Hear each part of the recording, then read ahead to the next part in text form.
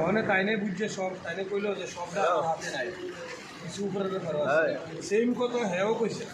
হ্যাঁ আপনারা স্যার দপ্তরের থেকে বেতন দনের একটা চিন্তাধারা করেন, এটাও তাইনে কইছে যে এটাও তাইনের হাতে নেই সবটা উপরের ব্যাপার।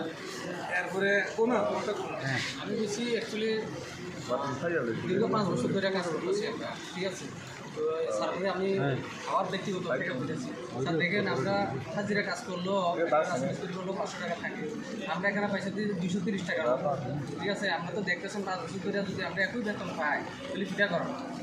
সারা বলতেছে যে এটা তো আমার করা কিছু না, এটা যেরকম আমরা প্রসেসিং হতে চাই না। কিন্তু আমরা আরও বলতেছি যে প্রত্যেক মাসে আমরা টেন্ডারটা এভাবে করেন যে প্রত্যেক বছরে এই টেন্ডারটা আপনারা আমরা ডিভিশনে আমরা এ করছি যাতে স্যালারিটা যাতে ডিভিশন থেকে দেয়, এটা চাইছি। কিন্তু তাদের এভাবে কোনো কিছু সম্ভব হতো না, তারা জিএসটি পেমেন্ট কম লাগে, আবার ওই সরাসরি এভাবে কম যাইতো না।